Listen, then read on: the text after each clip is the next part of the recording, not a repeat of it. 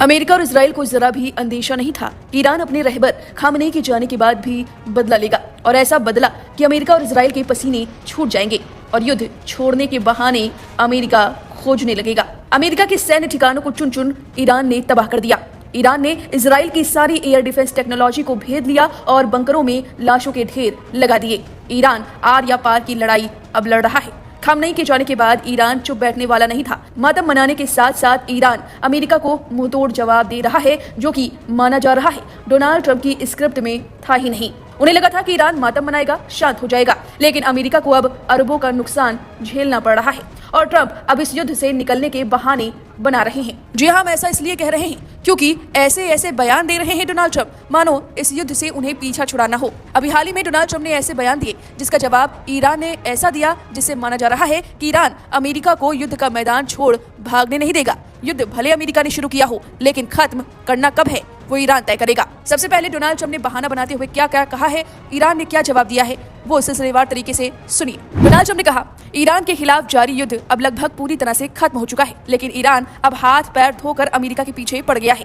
Iran ने Trump के दावों को खारिज करते हुए कहा, अमेरिका नहीं बल्कि ईरान तय करेगा कि युद्ध को कब खत्म करना है। सुना आपने, ईरान का कहना है कि जंग तुमने शुरू की, खत्म हम करेंगे। ईरान अब मैदान छोड़ने वाला नहीं है, ना ही अमेरिका को छोड़ने देगा। इससे पहले डोनाल्ड ट्रंप ने मीडिया से बातचीत करते हुए युद्ध खत्म करने की बात कही थी। इस दौरान ट्रंप ने ईरान को चेतावनी भी दी थी। पत्रकारों से बात करते हुए कहा था, युद्ध लगभग पूरी तरह खत्म हो चुका है। उनके पास कोई नौसेना नहीं है, कोई कम्युनिकेशन नहीं है, उनके पास कोई एयरफोर्स नहीं है, उनके पास बहुत कम मिसाइल बची हैं, उनके ड्रोन हर जगह नाकाम किए जा रहे हैं। तेहरान के पास सैन्य जैसा कुछ भी नहीं बचा है। वहीं आपको बता दें कि इससे पहले ईरान पर अमेरिकी और इजरायली हमलों के बाद डोनाल्ड ट्रंप ने यह भी दावा किया था कि ईरान में अमेरिका की कार्रवाई कम से कम 4 से 5 हफ्ते तक चलेगी। हालांकि मंगलवार को ट्रंप अपने बयान से पीछे हटते अब नजर आ रहे हैं। ट्रंप के मुताबिक वाशिंगटन ने अपने उद्देश्य पा लिए हैं और इसलिए अब युद्ध लगभग खत्म हो चुका है। इस दौरान अमेरिकी राष्ट्रपति ने ईरान को चेतावनी भी दी। ट्रंप ने इस्लामिक रिपब्लिक का नाम लेते हुए कहा कि उन्होंने वह सब कुछ कर लिया जो उन्हें करना था। वह बेहतर होगा कि वे कुछ भी क्यूट करने की कोशिश न करें, वरना अब इस देश का अंत हो जाएगा। अगर वे कुछ भी बुरा करते हैं तो यह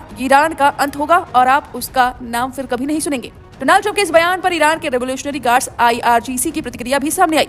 IRGC ने कहा, युद्ध का अंत ईरान तय करेगा और अगर अमेरिकी और इजरायली हमले जारी रहे तो तेहरान इस इलाके से 1 लीटर तेल भी एक्सपोर्ट नहीं होने देगा। ईरान ने इससे पहले भी कहा था कि वह अमेरिका के सामने समर्पण नहीं करेगा और लंबे युद्ध के लिए भी पूरी तरह तैयार है। यानी कि लगातार अमेरिका की तरफ से यह बयान आ रहा है कि युद्ध अब खत्म हो चुका है, युद्ध खत्म करेंगे, लेकिन ईरान लगातार डटा हुआ है कि युद्ध कब खत्म करना है वो ईरान तय करेगा। तो इसी वजह से कयास लगाए जा रहे हैं कि अमेरिका को अरबों डॉलर का जो नुकसान हो रहा है, चाहे डिफेंस सिस्टम हो चाहे आर्थिक नुकसान हो, अमेरिका अब इस युद्ध से अपना पीछा छुड़ाना चाह रहा है। वहीं ईरान लगातार उसे घसीटकर मैदान में ला रहा है। वहीं ईरान ने अपने नए सर्वोच्च नेता के चयन के साथ ही इजराइल और अमेरिका के सैन्य ठिकानों पर अब नए हमले कर दिए हैं। इन हमलों में ड्रोन के साथ साथ खुर्रम शहर, फतेह और खैबर हाइपरसोनिक और बैलिस्टिक मिसाइलों का भी इस्तेमाल किया गया है। संयुक्त अरब अमीरात UAE के अधिकारियों ने बताया कि राजधानी अबू धाबी में हुए हवाई हमलों को रोक लिया गया, लेकिन हमलों का मलबा 2 अलग-अलग स्थानों पर गिरने से 2 लोग घायल हो गए। वहीं तुर्की ने कहा कि ईरान की तरफ से उसकी जमीन पर बैलिस्टिक मिसाइल दागी गई, जिसे नाटो की वायु रक्षा प्रणाली ने रोक लिया। हालांकि ईरान के विदेश मंत्रालय ने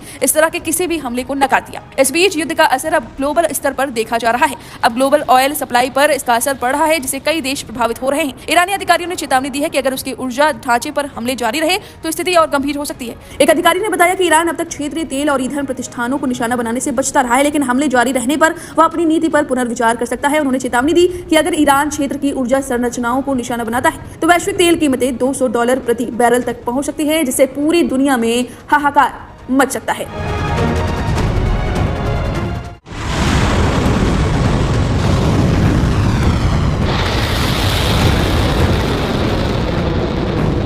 ईरान के आसमान से मौत बरस रही है। अमेरिका और इजरायली मिसाइलें तेहरान की धरती को दहला रही हैं, लेकिन जमीन पर जो मंजर है उसने व्हाइट हाउस की बेचैनी बढ़ा दी होगी। तेहरान के ऐतिहासिक इंकलाब स्क्वायर से आई इन तस्वीरों को देख लीजिए। ये ट्रंप की रातों की नींद हराम करने के लिए काफी है। दुनिया को लगा था कि अली खामनेई की मौत के बाद ईरान घुटने टेक देगा, लेकिन हुआ इसके बिल्कुल उलट।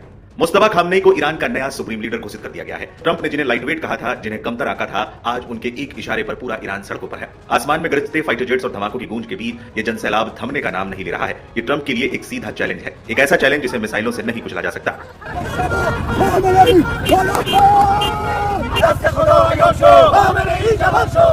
क्यों उड़े हैं डोनाल्ड ट्रंप के होश? पहला, बमबारी का बेअसर होना। ट्रंप का गणित था कि भारी दबाव के बाद ईरानी जनता बगावत कर देगी, लेकिन यहाँ लोग डरने के बजाय और ज्यादा एकजुट हो गए हैं। दूसरा, मुस्तफा की ताकत, जिन्हें पर्दे के पीछे का खिलाड़ी माना जाता था, उन्हें IRGC और जनता का ऐसा समर्थन मिला है कि ईरान के अंदरूनी कलह की उम्मीदें टूट गई है। तीसरी और सबसे बड़ी वजह है तेल और ग्लोबल इकोनॉमी। अगर मुस्तफा के नेतृत्व में ईरान और आक्रामक हुआ और उसने स्ट्रेट ऑफ हॉर्मुज को बंद कर दिया तो पेट्रोल डीजल के दाम पूरी दुनिया में आग लगा देंगे। ट्रंप जानते हैं कि अगर ऐसा हुआ तो इसका सीधा असर उनकी अपनी घरेलू राजनीति पर पड़ेगा। सड़कों पर मौजूद लोग साफ कह रहे हैं कि हमारा फैसला हम खुद करेंगे। तेहरान की सड़कों पर एक बुजुर्ग प्रदर्शनकारी की ये बात ट्रंप को गौर से सुननी चाहिए। उन्होंने कहा, ट्रंप को लगता है कि वो मिसाइलों से हमारा हौसला तोड़ देंगे, लेकिन उन्हें ये वीडियो देखना चाहिए। हम कल भी खड़े थे, आज भी खड़े हैं। सिर्फ ट्रंप ही नहीं, इजरायली प्रधानमंत्री नेतन्याहू के लिए भी खतरे की घंटी है। इजराइल ने धमकी दी थी कि नए सुप्रीम लीडर को निशाना बनाया जाएगा, लेकिन जिस तरह से ह्यूमन शील्ड मुस्तफा के चारों तरफ दिख रही है, उसने इजराइल के प्लान पर पानी फेर दिया है। फिलहाल तो तेहरान का इंकलाब स्क्वायर गवाह बन रहा है एक ऐसी जंग का जो सिर्फ हथियारों से नहीं बल्कि हौसलों और भीड़ से लड़ी जा रही है। अगर वाशिंगटन ने इस जनसैलाब की ताकत को कम आंका तो आने वाले दिन पूरी दुनिया के लिए भारी पड़ सकते हैं।